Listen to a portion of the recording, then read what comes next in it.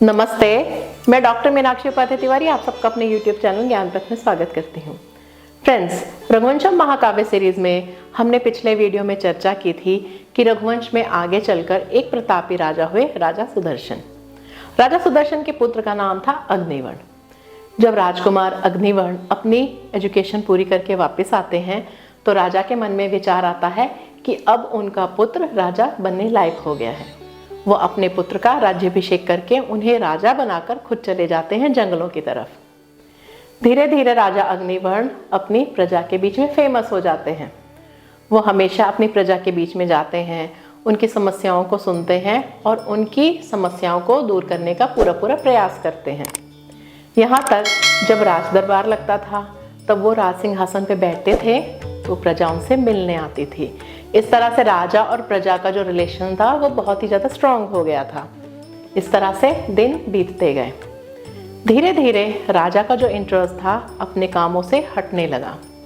वो बीमार रहने लगे, उन्हें ट्यूबरक्लोसिस हो गया था, क्षय रोग। इसलिए उन्होंने प्रजा से मिलना बंद कर दिया और राज सिंहासन पर बैठना बंद कर दिया। उनका जो कार्यभार था वो मंत्रीगण देखते थे। राजा का दिन ब दिन स्वास्थ्य खराब होता जा रहा था। उनका शरीर बहुत ही कमज़ोर हो गया था, चलना फिरना भी मुश्किल हो गया था। वो सेवकों की सहायता से चलते फिरते और ज़्यादातर वो अपने बिस्तर पर ही लेटे रहते थे। उनका शरीर इतना कमज़ोर हो गया था कि उनके जो गहने थे वो भी ढीले ढीले हो गए थे। ये सब देखकर प्रजा के मन में सवाल उठते हैं और वो मंत्रियों से सवाल पूछते हैं कि हमारे राजा को क्या हुआ है, वो हमसे मिलते नहीं हैं और जब हम मिलने आते हैं तो राज सिंहासन पर नहीं बैठे होते हैं। तो मंत्री कहते हैं कि हमारे राजा की कोई संतान नहीं है। संतान प्राप्ति के लिए वो अनुष्ठान कर रहे हैं, व्रत करते हैं। व्रत करने से वो बहुत ही कमज़ोर हो गए हैं।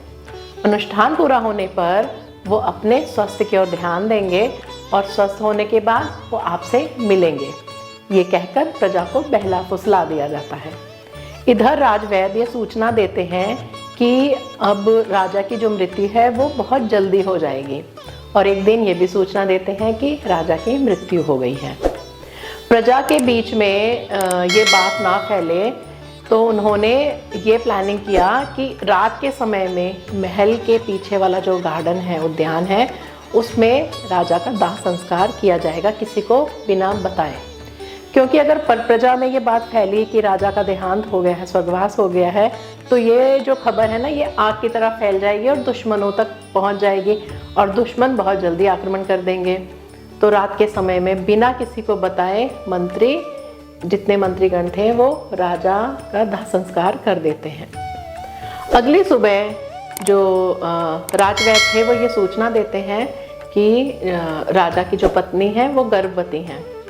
संपूर्ण प्रजा को बुलाया जाता है राज दरबार में। मंत्रीगण जो रानी माँ थी उनको राज सिंहासन पर बैठाती हैं, उनका राज तिलक कर देते हैं, राज्याभिषेक कर देते हैं और कहते हैं कि जो हमारी रानी है वो गर्भवती हैं, इनके गर्भ में जो पुत्र पल रहा है ये हमारा आगे आने वाला राजा है। जब तक ये पुत्र बड़ा होकर, एजुकेट होकर राज सिंहासन पर नहीं बैठता है तब तक रानी ही यहाँ की बागडोर संभालेगी, पूरी प्रजा की देखभाल करेगी और हम सभी मंत्री उन्हें सपोर्ट करेंगे। तो फ्रेंड्स, ये जो चर्चा थी ये महाकवि कालिदास के द्वारा लिखे गए रघुवंशम महाकाव्य की थी। इसके बाद कालिदास ने रघुवंश के आगे किसी भी राजा या राजकुमार का वर्णन नहीं किया।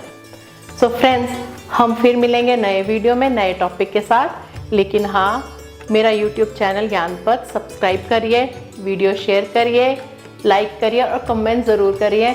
हम फिर मिलेंगे नए वीडियो में। जय सिया राम।